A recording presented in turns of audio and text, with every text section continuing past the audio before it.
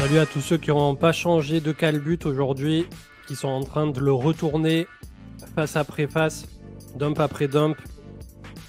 C'est les meilleurs calbuts ceux-là. C'est les calbuts de la richesse. Il y en a qui l'ont troué carrément. Bah écoute. Bon alors on va regarder un peu ce qui se passe actuellement et essayer de le corréler ou non à l'actualité, puisque on a tendance souvent à essayer de coller les news par-dessus ce qui est en train de se passer au niveau du cours. Or, la plupart du temps, c'est le cours et le prix qui est en avant-garde de ce qui se passe d'un point de vue des news. Bien entendu, si demain, on a les États-Unis qui disent on bannit les crypto-monnaies, ça sera une information qui aura un impact assez colossal sur le cours. Mais pour l'instant, voilà, on a eu quelques infos à court terme qui étaient plutôt pessimistes, avec notamment le gouvernement allemand qui est en train de vendre des bitcoins, et ça on peut le vérifier puisqu'ils ont envoyé des BTC sur Kraken, Coinbase et je ne sais plus où. Donc ils sont en train de vendre potentiellement. Et d'un autre côté, on a MTGOX qui là aussi a commencé à bouger des bitcoins. Donc ça fait deux informations qui à court terme ont fait un peu flipper tout le monde, je pense, sur une zone de prix qui malheureusement s'y prêtait très bien, puisqu'on est revenu visiter un support qu'on a percé. Et pour l'instant, ça a l'air d'essayer de se raccrocher aux branches une fois de plus. On essaie de réintégrer le range avec le point bas, comme on le voit ici sur le Scalpex, qui se trouvait autour de 56,5. Donc, c'est en train de batailler avec cette zone. On est venu légèrement plus bas à 53,4. On a la zone de support qui est encore en dessous, entre 51 et 52. Et ensuite, comme vous le savez, une zone un peu élargie qui nous conduit jusqu'à 48, avec les plus pessimistes du côté des réseaux qui commencent à parler de la zone des 40 000. Donc, clairement, 40 pour moi, cet été, ça serait vraiment extraordinaire de l'avoir. Ça ne veut pas dire qu'on ne peut pas l'avoir. Ça veut dire que théoriquement, dans, on va dire, la zone du cycle dans laquelle nous devons nous trouver, je suppose qu'on aura de la réaction entre 48 et 52. Et là, on a déjà été légèrement front-run autour de 53. Ce qui va avoir de l'impact cette semaine, au final, c'est où va clôturer le cours ici. Si on clôture entre 56 et 60 000, ça sera plutôt positif sur cette fin de semaine, d'autant plus qu'on a liquidé approximativement 600 millions de positions sur ce mouvement qui a été assez vénère.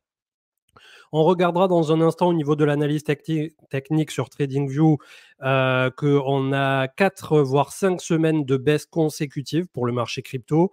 Ça arrive assez peu souvent pour le mentionner, puisque derrière, soit on aura un rebond technique au cours du mois de juillet, voire août, qui normalement, peu importe là où le prix sera descendu, nous permettra d'avoir un peu d'oxygène. Et ensuite, je suppose qu'on aura un réalignement des planètes un peu plus important à partir du moment où on aura l'approbation ETF pleine et entière sur Ether. Et ensuite, on aura un nouveau président des États-Unis à la fin d'année, automne, fin d'année. Ça devrait perdurer jusqu'à début 2025, avec là aussi une cyclicité, comme vous le savez, d'un point de vue saisonnalité, qui a tendance à être un peu plus favorable entre l'automne et le début d'année. Donc pour l'instant, on a eu ici une petite phase de distribution. Au final, on a merdouillé dès lors qu'on s'est approché des 70 000.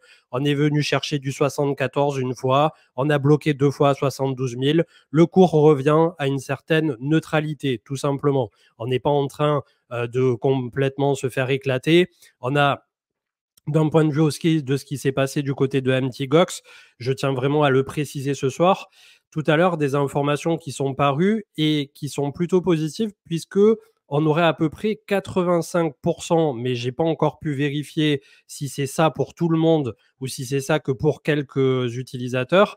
Mais en l'état, on aurait, d'après les retours des créanciers et des, on va dire, liquidateurs de MTGOX, à peu près quand vous avez un Bitcoin qui était bloqué sur MTGOX, vous aurez 49 000 $ qui sera rémunéré en stablecoin ou en dollars et 0,1 BTC qui vous sera rétribué en Bitcoin. Donc si c'est ça, ça change complètement la perception qu'on devrait en avoir de Mt. Gox, puisque vous vous doutez bien que si tous les 1 Bitcoin, c'est 0,1 réel Bitcoin qui est ventilé, ça fait énormément moins de BTC à potentiellement vendre au marché, puisque là aussi, on ne sait pas encore si tous les gens qui avaient des BTC sur Mt. Gox vont vouloir vendre immédiatement. Là, par contre, où ça a vraiment eu un impact à court terme, et on le voit depuis quelques jours, c'est la session asiatique un peu plus nocturne qui a tendance à vendre pour les personnes qui sont en zone européenne. Ça se fait entre 2-3 heures du matin à 4-5 heures. Je ne sais pas si vous avez remarqué ça ces derniers jours, mais on a voilà cette alimentation qui s'est faite plutôt sur la période nocturne. Et on a pu le voir et le quantifier, le gouvernement allemand qui a décidé comme ça au milieu de l'été, alors qu'il y a peu de liquidités, que les order books sont vides sur les échangeurs, de se séparer de quantités relativement importantes de Bitcoin sans prendre en considération ou conscience qu'il y a à côté un marché qu'on dit OTC, c'est-à-dire over the counter. En français, c'est de gré à gré. Me demandez pas pourquoi ils l'ont appelé ainsi. Enfin, over the counter, on comprend en anglais. De gré à gré en français, ça veut pas dire grand-chose. Enfin, je sais pas si c'est moi qui trouve que ce terme est bizarre. Mais en tout cas, pour ceux qui ne connaissent pas ce qu'est le marché OTC ou un deal OTC, ça vous permet tout simplement de se mettre d'accord hors du marché tel que Binance, Coinbase, Kraken, Bitstamp et tout ce qui va bien pour avoir un deal qui est tout simplement fait hors du marché et qui ne va avoir, en tout cas à court terme, aucun impact sur le marché. Donc typiquement, Binance ou Coinbase, ou là encore Justin Sun de Tron a fait une sortie comme il aime bien les faire d'habitude, ça reste du spectacle plus qu'autre chose, où il propose OTC, hors du marché, de racheter les bitcoins au gouvernement allemand. À ceci près que là, pour l'instant, on a encore eu aujourd'hui des BTC allemands qui sont arrivés sur le marché. Mais par contre, je n'ai pas pu vérifier cette information. On a le Premier ministre qui apparemment commence à s'inquiéter justement du fait qu'ils sont eux-mêmes un peu en train de faire cracher le marché. Et aujourd'hui, c'était la toute première fois qu'on a eu quelques centaines de bitcoins qui ont été envoyés pas sur le marché en direct, vers les 3 ou 4 échangeurs qu'ils ont utilisés jusqu'à présent, mais vers un market maker. Ce qui voudrait dire que peut-être derrière, en ce moment, la behind the scene, comme on dit, sont en train de travailler aussi les différentes entités. Ça m'étonnerait pas que BlackRock ou des Goldman Sachs ou des trucs comme ça, qui sont vraiment des pieuvres multi-pays et mondiales, soit en train de dire bon les gars, vous êtes bien jolis en plein été alors qu'il n'y a aucune liquidité à faire complètement cracher le marché crypto, mais maintenant que nous, en tant que professionnels, on est en train de chill la solution à nos clients fortunés pour essayer de leur vendre nos shares de Bitcoin, on n'a pas envie que le truc il fasse un moins 50. Donc je pense qu'il y a voilà, un peu des forces qui sont en train de s'affronter sur ce terrain-là.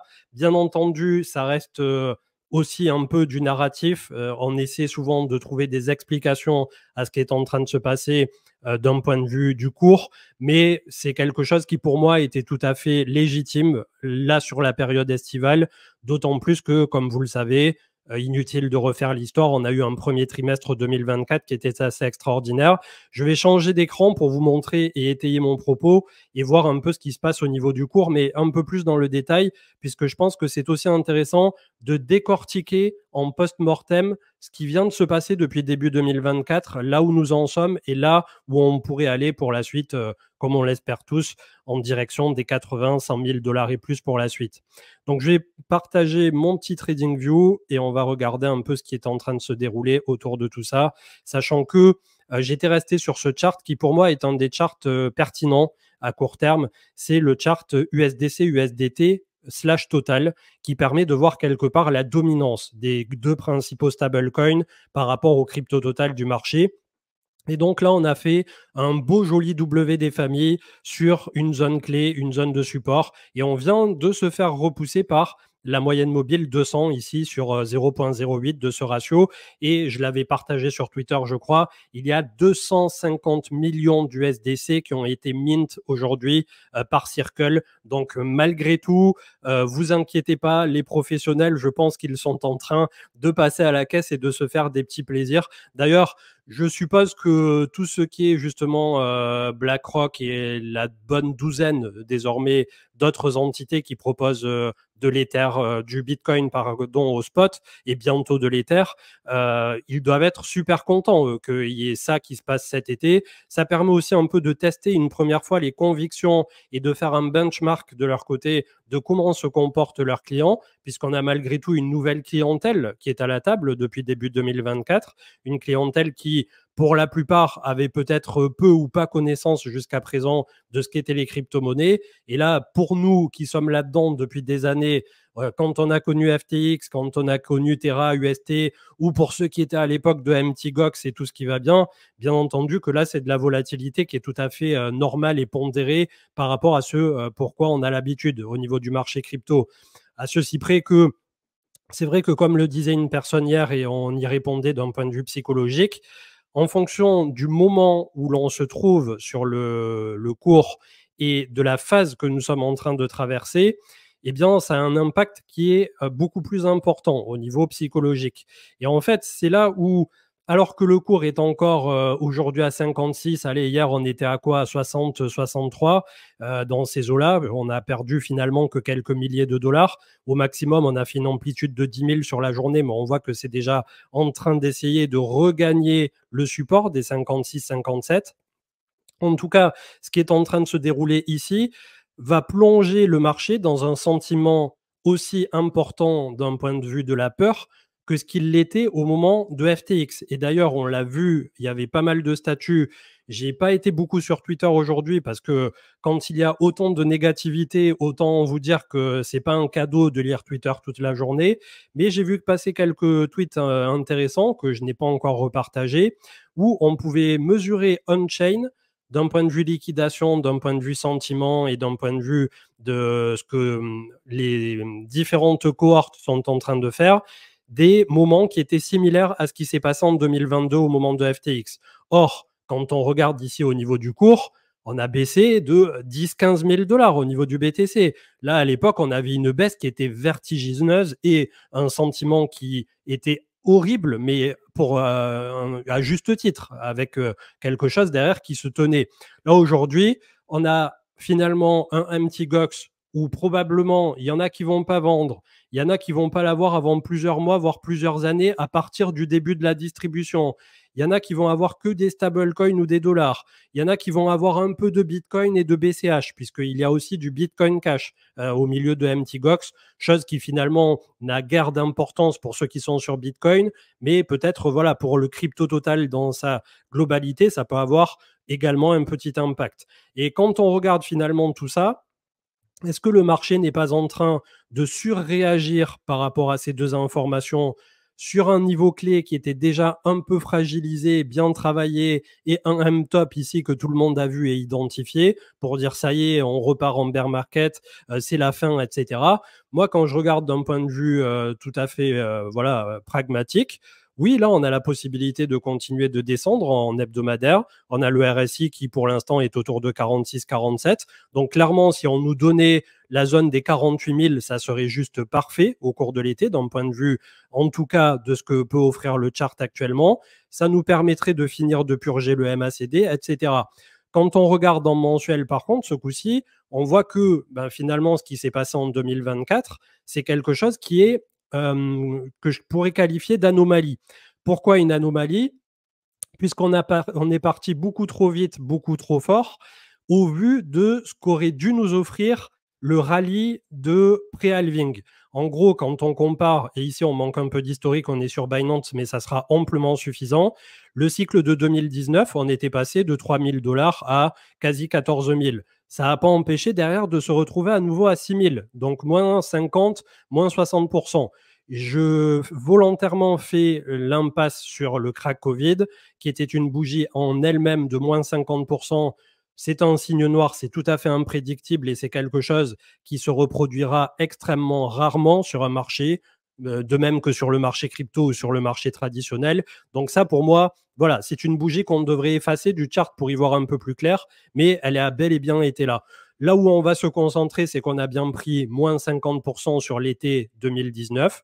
Là, pour l'instant, on en est, je vais vous le mesurer pour pas dire de bêtises, sur à peu près moins 25, moins 26 sur la mèche, moins 27. Si on reprend le cours au support où il en est, on est à moins 22. Toujours est-il, ce qu'il faut avoir en tête, c'est que si on n'avait pas eu cette hyper spéculation avant le halving et autour des ETF début 2024, probablement qu'on aurait un Bitcoin qui sera encore autour de 35 000, c'est-à-dire cette zone ici, et qu'on serait en train d'essayer de passer, ça passe pas, on se refait pousser, etc.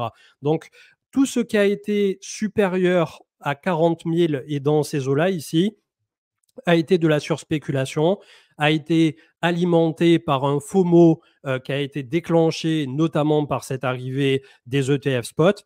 Tout le monde derrière avait des targets, souvenez-vous, au premier trimestre 2024, pardon, qui disaient Bitcoin 200 000 cet été, only up, BlackRock est à la table, ça y est, tout le monde va devenir riche. Et comme d'habitude, malheureusement, ça a déclenché les fameuses bougies d'euphorie où on a quand même fait, et c'est là où pour moi c'était l'anomalie sur ce cycle pour l'instant, un x4 déjà sur Bitcoin avant le halving, alors qu'au cycle précédent, je le rappelle, allez, au mieux, on rentrait ici autour de 3500 et on sortait à 10-12 000. Donc, ça faisait une amplitude qui était quasi similaire, sauf que là, désormais, on est capitalisé énormément plus. Donc, je ne sais pas si on se rend compte, on va regarder, on va corroborer ça avec le crypto total, mais à l'époque, on était passé au niveau du crypto total d'un point bas qui était autour de 91 milliards, 92 milliards.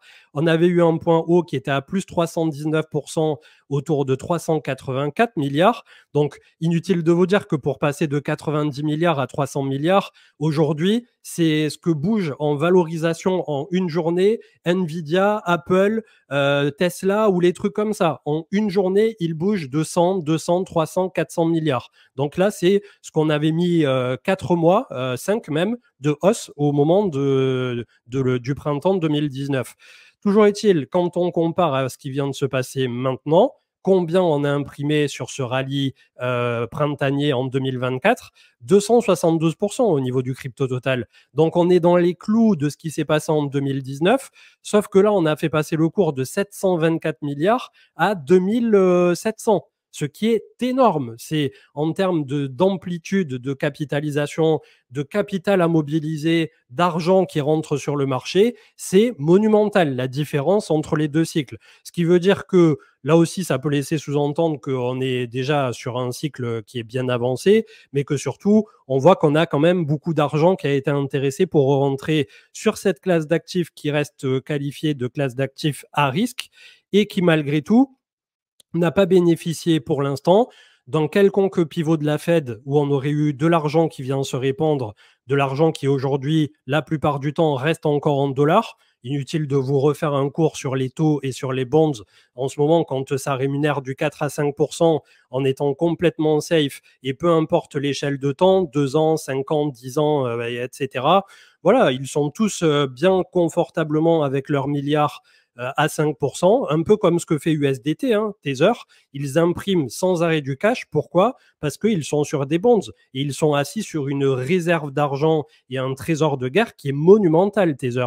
Et ça imprime à gogo et c'est pareil pour USDC et tous les autres. Donc, quand on regarde ici au niveau des amplitudes de ce qui s'est passé sur le cycle précédent, bien entendu qu'un x4 sur cette reprise avec une telle capitalisation et après ce qu'on s'est pris en 2022, c'était une anomalie. On est en train de corriger cette anomalie, de revenir à une certaine neutralité, si je puis dire. On avait le 0,382 qui pour l'instant n'a pas l'air de tenir, mais la semaine et le mois, bien entendu, ne sont pas terminés. On est à peine que le 5 juillet, donc on va voir comment ça va se passer. Et si jamais on avait des retracements un peu plus profonds, on vient quasiment de mécher le 0,5 de Fibo qui se trouve à 1854 et on a le 0,618 qui, pour le coup, je pense, jouxterait plutôt pas mal avec les 48 000 dollars du côté de Bitcoin, autour de 1650 milliards, ce qui ferait qu'on aurait effacé une bonne partie de la surspéculation de ce qu'on a eu depuis début 2024. Et on le voit d'ailleurs ici au niveau des volumes. On a quand même, depuis plusieurs mois, pour ne pas dire une année, des volumes qui sont ascendants au niveau du crypto total. Attention toutefois, là, si le mois de juillet venait à terminer dans le rouge, on aura eu un mois avec beaucoup de volumes échangés. C'est pas forcément négatif, mais il faudra bien observer ce qui va se passer autour de la rentrée pour ne pas se faire surprendre si toutefois, eh bien, le cours prenait beaucoup plus de temps que ce qu'on le pensait et nous ramenait à une réciproque un peu plus bull autour du printemps 2025 ou quelque chose dans ces eaux-là. C'est quelque chose qui, si on fait une correction assez marquée, pourrait prendre un peu plus de temps que ce qu'on le pensait pour par la suite, là en mensuel c'est très long, laisser commencer le MACD comme ça à rebaisser vers la zone neutre, se relever derrière, reavoir de l'histogramme, de l'historique, le cours qui viendrait ici, commencer à dessiner et ensuite on part direction 2025 pour essayer de reculer pour mieux sauter. Donc j'espère que c'est à peu près clair ce que je raconte pour tout le monde. Je vais regarder un peu le chat, mais voilà, c'est vrai que on a un cycle qui là est assez difficile pour tout le monde parce qu'il y avait beaucoup de gens qui sont essentiellement positionnés sur les altcoins. Et le souci, c'est que quand on regarde le Crypto Total 2, et finalement, c'est, je veux dire, on l'a sous les yeux.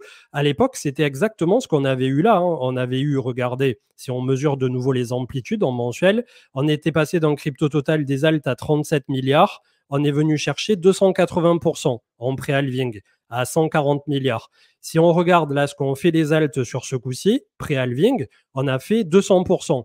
Donc on est un peu inférieur à ce qui s'est passé en 2019, mais je le rappelle, on parle de 50 milliards de capitalisation en 2019, on parle de 800 milliards sur la médiane ici, je me mets pile poil au milieu, en 2023-2024. Donc on est sur quelque chose de beaucoup plus grand, de beaucoup plus imposant, mais malgré tout, on a fait une performance qui est somme toute honnête par rapport au cycle précédent. Après, c'est pas pour autant que je fais partie des personnes qui diront que tout va pump d'ici 2025, que les altcoins vont faire des surperformances, etc.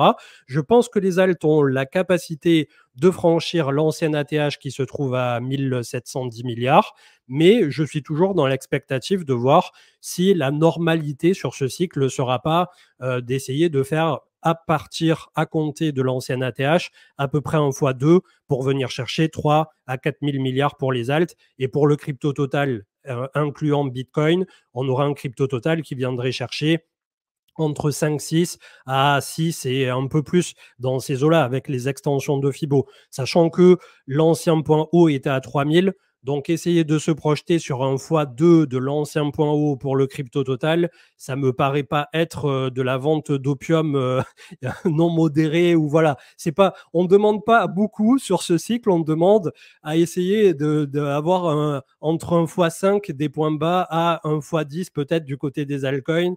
Et je pense que comme on en discutait la dernière fois avec Marc et Manu, jusqu'à présent, de ce que nous a montré le marché, peut-être que lorsqu'il y aura plus de liquidité, ce sera des ratios qui seront vus à la hausse, bien entendu.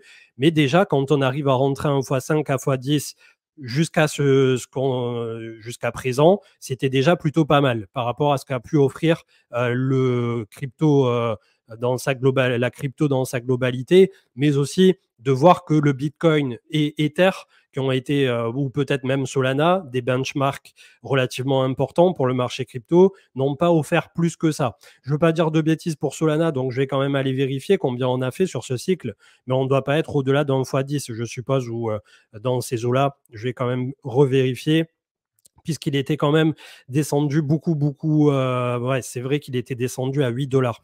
C'est incroyable. En vrai, Solana, ça a été vraiment la remontada d'une vie et j'aurais pas parié ma chemise dessus, mais félicitations à eux. Et on était donc sur 2500%. Donc, ouais, on est plutôt sur un x20 bien tassé pour Solana. Donc, Solana a fait office de, on va pas dire là pour le coup d'anomalie, mais de très belles remontadas par rapport à ce qui s'était passé au moment de FTX. Mais quand on regarde la majorité des alts, on va dire un bon 85% d'après les statistiques. La plupart n'ont pas fait plus de x2, x3 quand ils étaient à peu près en forme. Donc, c'est vrai que c'est assez compliqué pour les personnes qui se trouvent aujourd'hui full altcoin, et d'autant plus quand on regarde le Crypto Total 3, qui lui, on est passé de combien à combien, 288 milliards à 792, donc c'était 175%. On va regarder ce que ça nous avait donné en 2019 par curiosité, et on avait fait un 253%. Donc finalement, le ratio se tient avec le Crypto Total 2, sachant que Ether à ce jour n'a toujours pas surperformé, bien entendu, Bitcoin. On va vérifier petit à petit si l'Ether dominance arrive à tenir son support ici. Aujourd'hui, on est à 17,72 en léger recul dans 44. C'est pareil sur Ether BTC. Ça fait pas mal de temps que ça traîne. Mais là, pour le coup, on peut constater en mensuel qu'on arrive au bout du MACD. Et en fait, le problème sur le Crypto Total, comme on a vu tout à l'heure, c'est qu'on est plutôt là. On est au début, on est même avant le croisement. Donc imaginez si derrière, il faut prendre 3 mois, 6 mois pour se remettre à plat pour le marché crypto avant le prochain mouvement haussier, ou peut-être même un an, pourquoi pas. Admettons que le premier trimestre 2025 soit positif, mais pas tant qu'on l'espérait, et qu'on revienne tout juste collé à 75 000, que ça passe pas, et que ça soit plutôt à l'automne 2025. Ben ça, c'est aussi un scénario qui peut se tenir. Et imaginez si déjà, comme les gens sont à cran maintenant, si on leur dit d'attendre la prochaine leg haussière pendant un an supplémentaire, je pense que ça va pas faire plaisir à grand monde. Donc, les deux gros catalyseurs pour moi, là, entre l'été et l'automne début 2025, je ne vais pas le répéter une énième fois, mais voilà, c'est le nouveau président des États-Unis et l'Ether qui devrait quand même attirer un peu de flux, de capitaux. On va voir si des gens qui étaient sur l'ETF BTC passent sur Ether. On va voir si des nouveaux capitaux viennent sur Ether tout court. Et aussi, on avait le pivot de la Fed qui devrait intervenir, je pense, peut-être à l'automne, puisqu'on a les chiffres du chômage qui sont en légère progression. Et je pense qu'on va arriver à ce moment clé où ça va commencer un peu comme des plaques tectoniques à avoir des frictions que la Fed ne va pas pouvoir assumer encore bien trop longtemps. Donc voilà, il y avait Horizon qui disait Atom aussi va faire la remontada d'une vie. Ben ça, Inch'Allah. Hein. Il y a beaucoup de gens qui sont sur Atom, mais c'est compliqué. C'est c'est vrai que Atom, c'est presque devenu un mème, j'ai l'impression d'ailleurs. Mais ouais, c'est compliqué. J'essaie de le choper, mais attends, je vais trier par symbole, ça sera peut-être plus facile. Il est là. On est sous le support de nouveau pour Atom. Hein. Le support, il est autour de 6,50, 6,60. Ouais, en mensuel, on a peut-être une petite zone ici. D'ailleurs, ouais, je sais pas. Parce que c'est des supports que je trace en hebdomadaire, moi, et c'est vrai qu'on pourrait l'élargir un peu. On a eu des mèches et tout qui arrivaient jusque-là, mais ouais, ça peut faire sens éventuellement.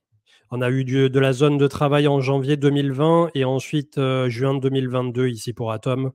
Donc on a peut-être un last support de la dernière chance à 5,50 pour Atom, qu'il vient de mécher à 5 tout pile.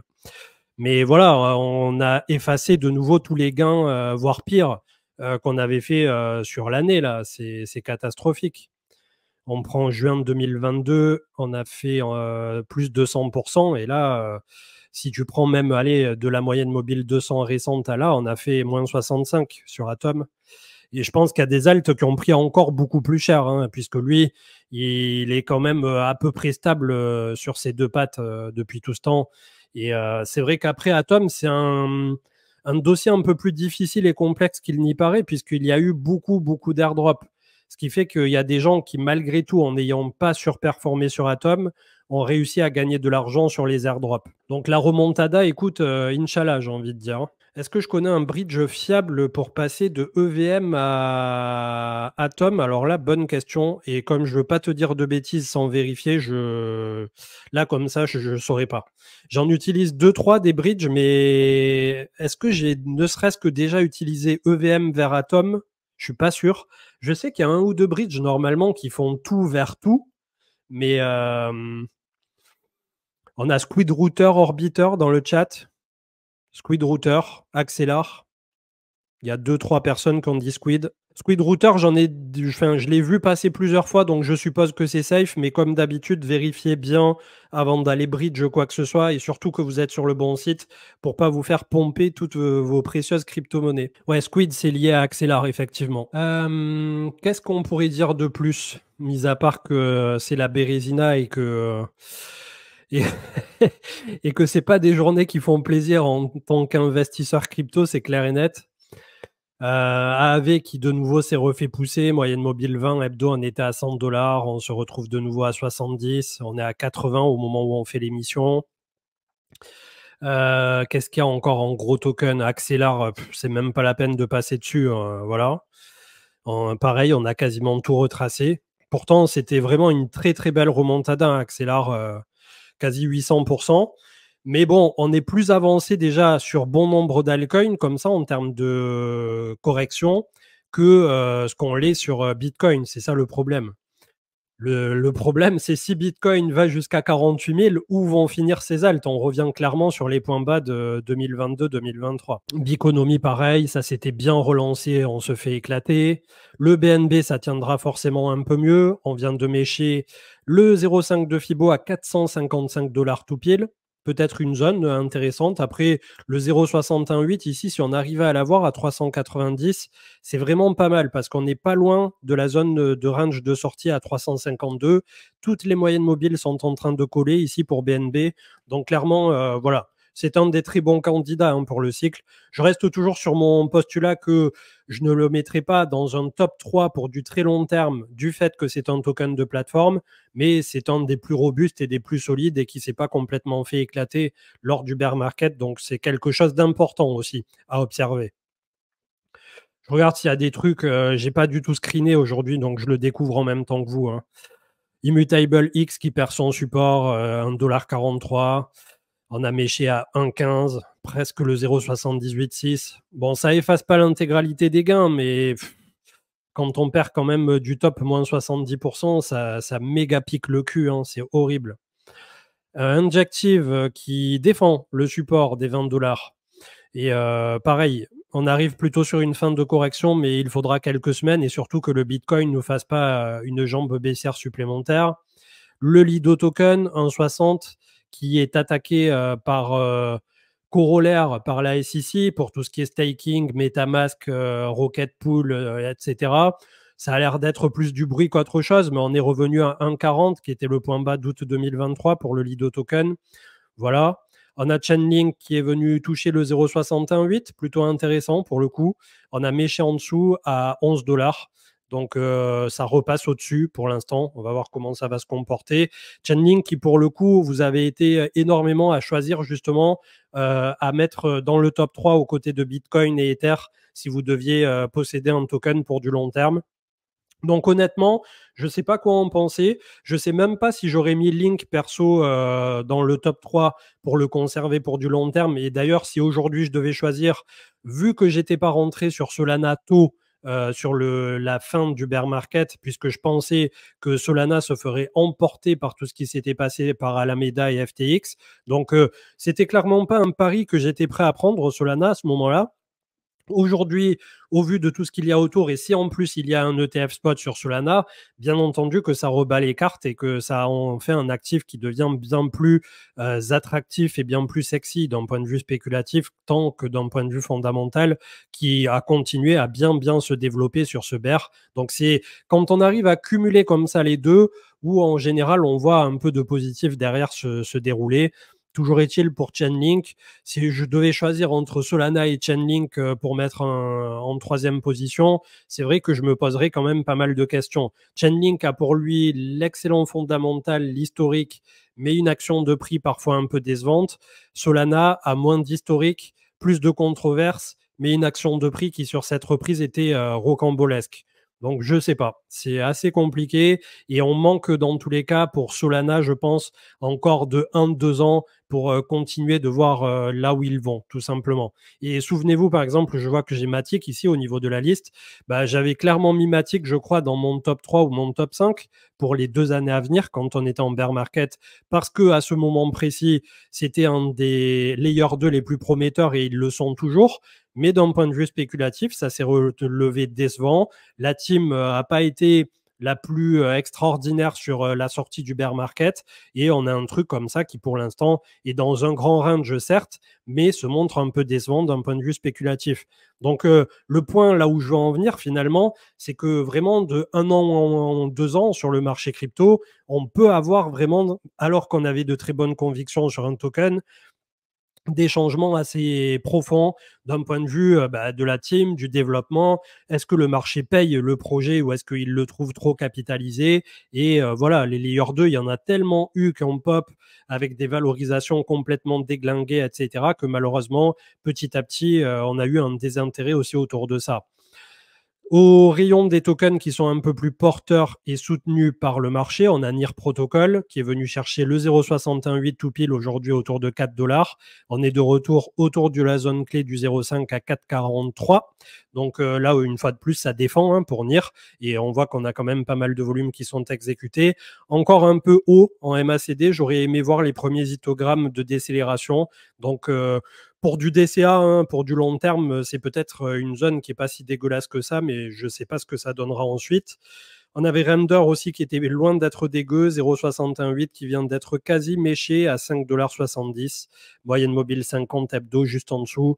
Un Render qui nous a fait un run depuis les points bas de juin 2022 complètement démoniaque. Ça fait partie des top performers de ce cycle avec plus 4500, 4900%, quasi 5000, complètement fou. Donc, la problématique qu'on rencontre après sur tout ça, c'est est-ce que les renders, les RLC, les Tao BitTensor, tout ce qui tourne à la fois autour du DePIN et de l'IA vont être choisis par le marché en termes de narrative lorsqu'on aura le retour spéculatif positif et les flux de capitaux, ou est-ce qu'ils ont déjà réalisé et capitalisé en amont du marché et derrière, ça fera un peu le yo-yo sur des prix qui seront beaucoup plus contenus.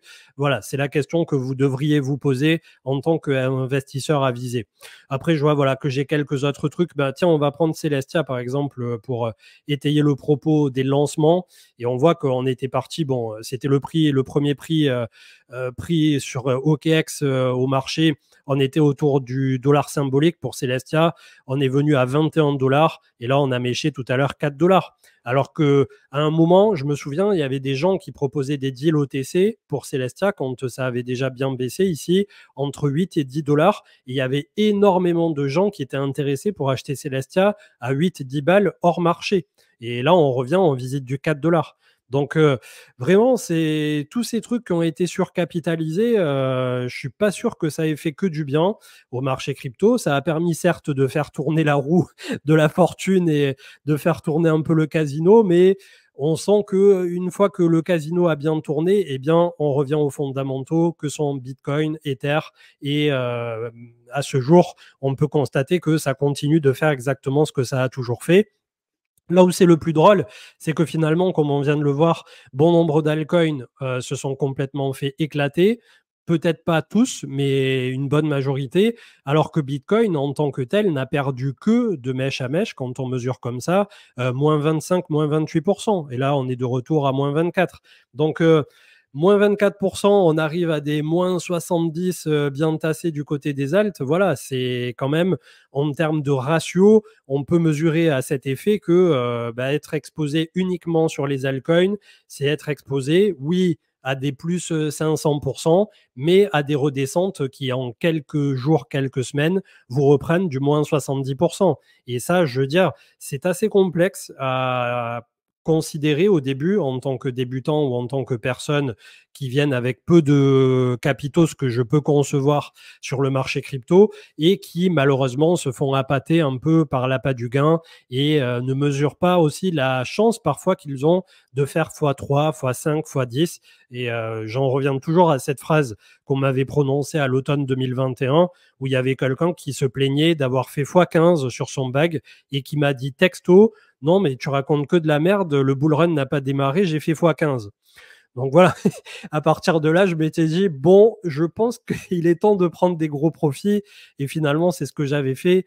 Et qui, même d'un point de vue des administrateurs de CM, on me trouvait trop bear à l'automne 2021, mais clairement, ça m'a sauvé les miches de sortir pas mal en stablecoin à ce moment précis. Je vois que dans le chat, ça discute de différents altcoins. Oui, le ton de Telegram qui tient bien, effectivement, c'est à noter. Très belle traction pour le ton sur ce cycle, ça bouge pas. Alors après, là, je m'étais tracé un petit truc parce que au niveau des bougies, on a malgré tout un méga biseau comme ceci et le MACD est en train de fléchir très très haut pour Telegram. Donc j'aimerais bien le voir à minima venir chercher du 0,382 ici, 6 dollars, moyenne mobile 20, 5,77, voire plus bas, autour des 4 dollars, peut-être un jour pour Telegram, ce qui permettrait d'avoir une entrée qui est somme toute propre ici, avec un MACD qui aurait bien purgé, le RSI aussi, mais c'est clair que ça fait partie sur ce cycle des belles surprises et ils ont une traction quasi infinie vu le nombre d'utilisateurs qu'il y a sur Telegram, c'est vraiment très positif. Après, est-ce que le ton et Telegram en tant que tels vont être vraiment un gros cheval de bataille pour ce cycle? Je me méfie un peu quand même du côté régulation, du côté de ce que représente aussi Telegram aujourd'hui, c'est-à-dire une messagerie encryptée et sur laquelle théoriquement il n'y a ni log ni fuite ou des trucs comme ça. Je me méfie énormément de tout ça, mais globalement, les États pourraient aussi peut-être un jour vouloir s'en prendre un peu à des messageries comme Telegram.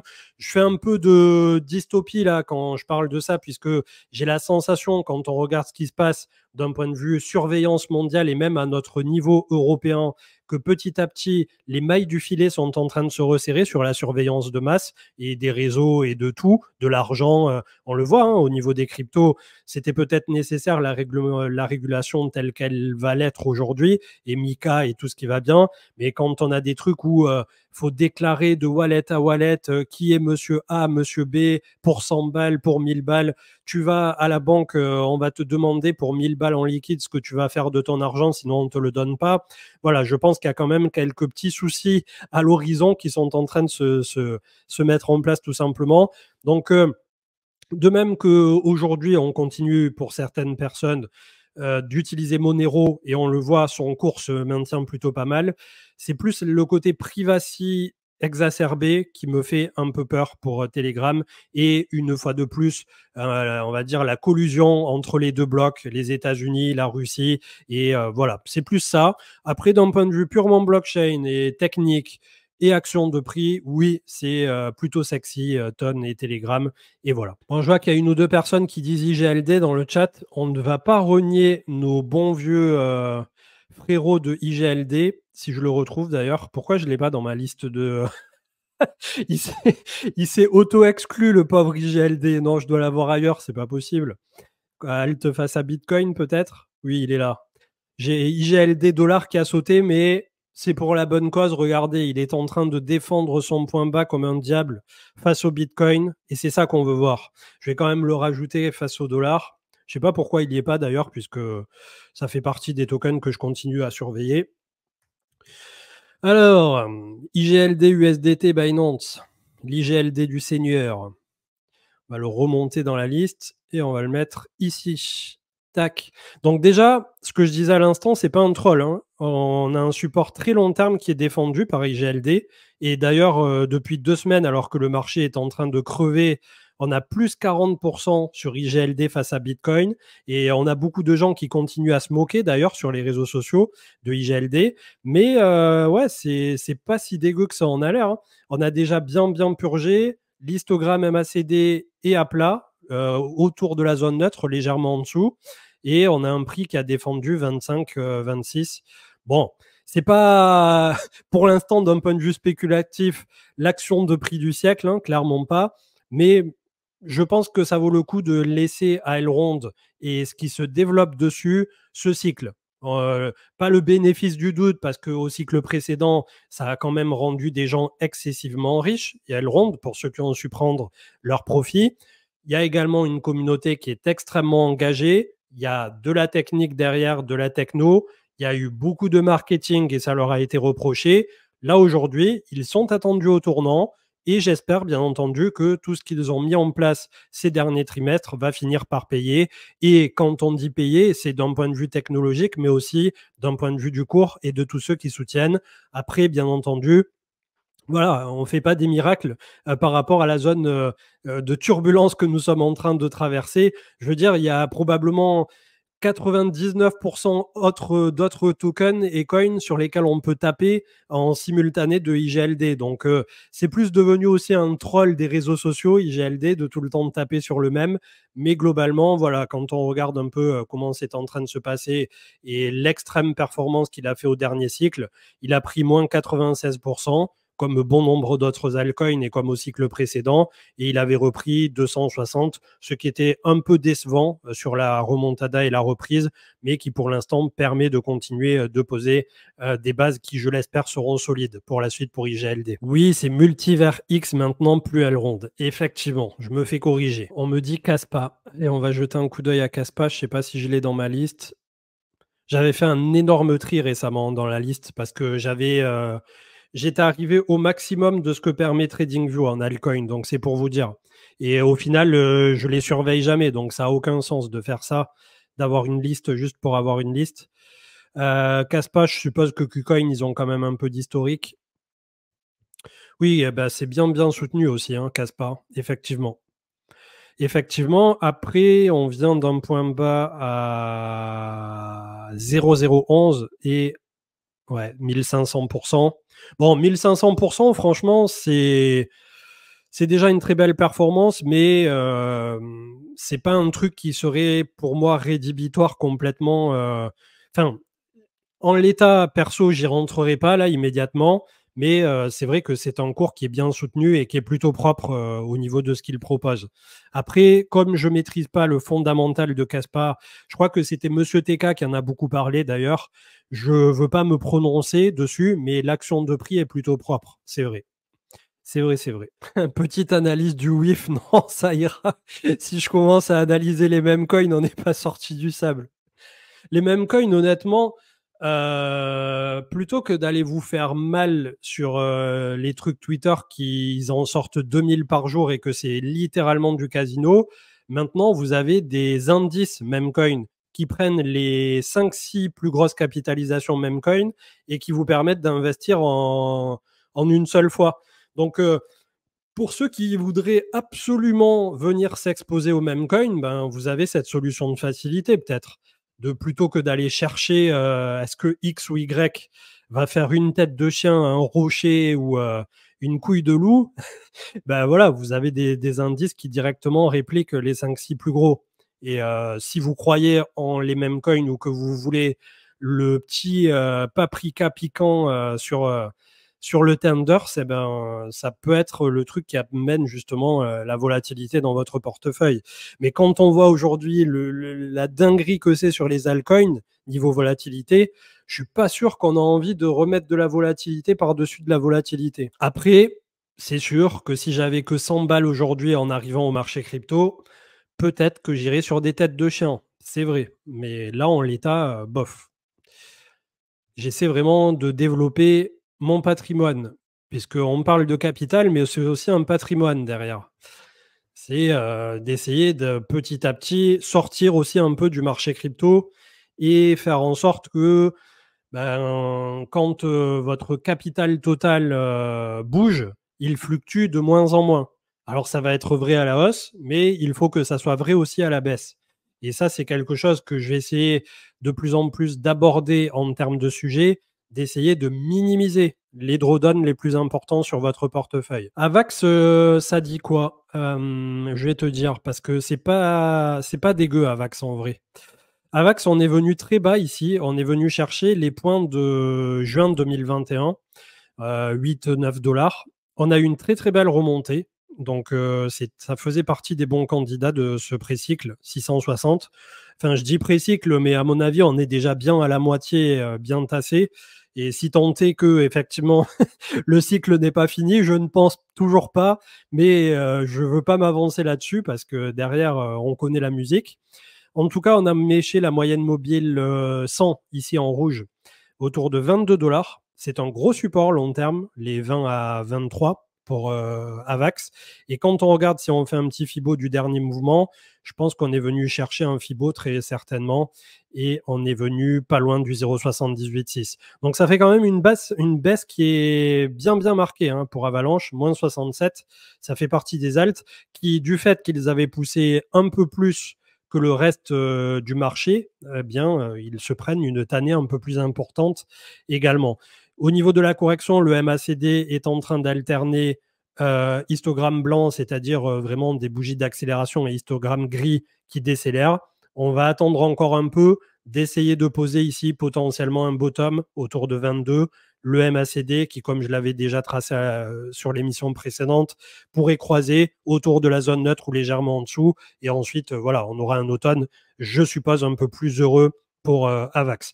En tout cas, le simple fait qu'on soit venu à 63 $, on a un ATH à 147.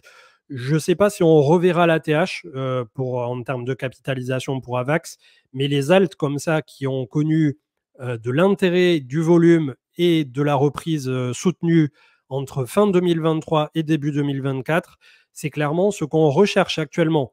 Et tous ceux que j'ai sortis de ma liste la dernière fois, c'est tous ceux qui, malheureusement, face à Bitcoin et face au dollar, faisaient l'escalier inverse. Ça remontait un peu, hop, on allait plus bas, ça remontait, on allait plus bas. Donc, tous ceux qui se maintiennent à minima dans un grand range ou qui, petit à petit, est en train de faire comme on vient de voir sur Kaspa, là, vous savez que quand même, on a du véritable soutien derrière.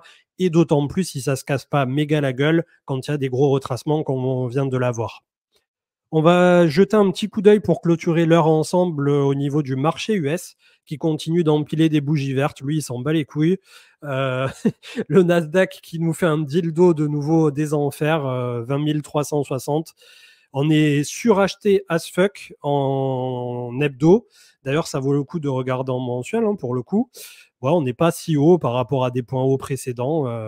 Je sais pas ce que ça va donner. Clairement, le marché US, ça me fait un peu peur. Il est en bull run, il est beau, il est fort, mais il y a un truc qui me dit au fond de moi, le pivot de la Fed n'est pas encore là, le MACD va croiser plus tard et franchement, je ne sais pas à quelle sauce on va être mangé en 2025-2026 pour le marché US, mais je le sens moyen le truc, qui nous aura fait un to the moon complet depuis tout ce temps.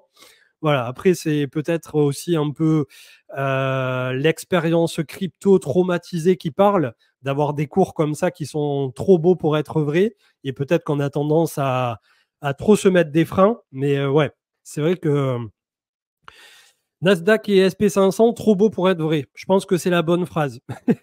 C'est trop parfait. J'ai du Tesla, j'avais quoi encore? J'avais du Robinhood en portefeuille, Apple, Amazon. Il y a tout qui est gras dans le vert. Je me demande quand est-ce que je me fais punir, en fait. C'est plutôt ça la question. Qu'est-ce qu'on pourrait dire de plus sur le marché US? Nvidia, 127, ça continue. Il n'y a pas grand-chose de plus à dire. Peut-être les taux qui sont en train... Ouais, ça, c'est intéressant. Les taux 2 ans, 5 ans, 20 ans qui sont en recul. On a moins de 2% sur le 5 ans. Donc, j'espère vivement que une fois que la Fed pivote, et c'est ce qui va arriver dans tous les cas, tout ça, ça va finir par lâcher à la baisse. Et là, on devrait voir du fric re-rentrer. Sur le marché action, il n'en a pas besoin en ce moment. Il est ultra friqué. Mais sur notre marché crypto, je pense que ça ne sera pas du luxe de revoir un peu d'argent qui vient. Et pour corroborer tout ça, finalement, vous allez voir sur l'indice et vous regardez le DXY, si je l'ai ici. Non, je l'ai peut-être au-dessus, justement. Je l'ai mis ici, effectivement, 105. Et donc, là aussi, on a besoin que cette contraction finale pète par le bas, ce qui, pour l'instant, n'a pas l'air d'être le cas. Mais lorsqu'on perdra sur les taux et que le dollar se pète la gueule en même temps et que, comme je l'avais introduit en début de cette émission, la dominance des stablecoins va refaire sa prochaine jambe baissière, ici, péter le gros support des 0,05, ça voudra dire que de nouveau, on rentre en boule. Là, pour l'instant, ça n'a pas l'air d'être le cas et ce qui me crispe un peu à court terme, c'est qu'effectivement, quand on regarde en mensuel, on est encore très haut au niveau des oscillateurs, au niveau du Bitcoin. C'est pas pour autant que ça n'est pas un indicateur qui est très lagué Comme on le voit, on a fait un nouveau point haut en octobre 2021 alors que on était déjà en pleine correction au niveau du momentum et des histogrammes du MACD.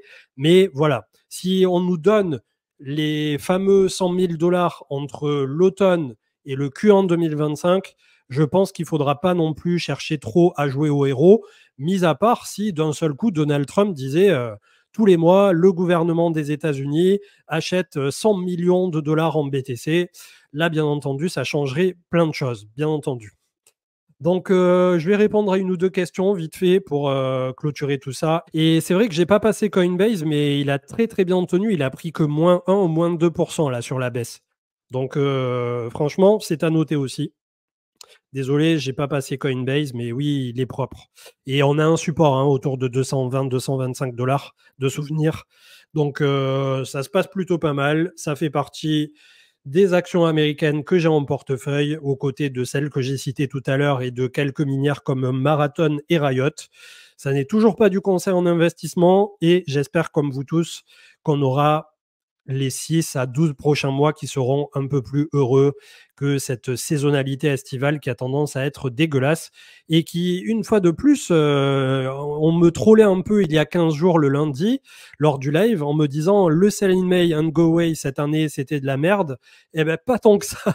J'ai envie de vous dire, finalement, rétrospectivement, c'était pas si con que ça de vendre au printemps, vous voyez. C'est quelque part les dictons boursiers qui sont là depuis des décennies. Là, il y a quand même un certain motif qui a tendance à revenir. Bon, sur ce, les gars, je vous souhaite une très bonne soirée. Il y aura le replay qui est disponible immédiatement et je le mettrai probablement demain matin sur YouTube. Ça remplacera l'émission. On a fait une bonne heure ensemble. On a passé pas mal d'altcoins. On a regardé là où va le marché, comment ça s'est comporté face à 2019. On est dans une période qui se prête totalement à la correction. On est parti trop vite, trop fort par rapport aux ETF et on est en train tout simplement de revenir à une certaine neutralité. Très bonne soirée, très bon début de week-end, très bon début de vacances pour ceux qui vont y être et on se retrouve lundi. Ciao, ciao.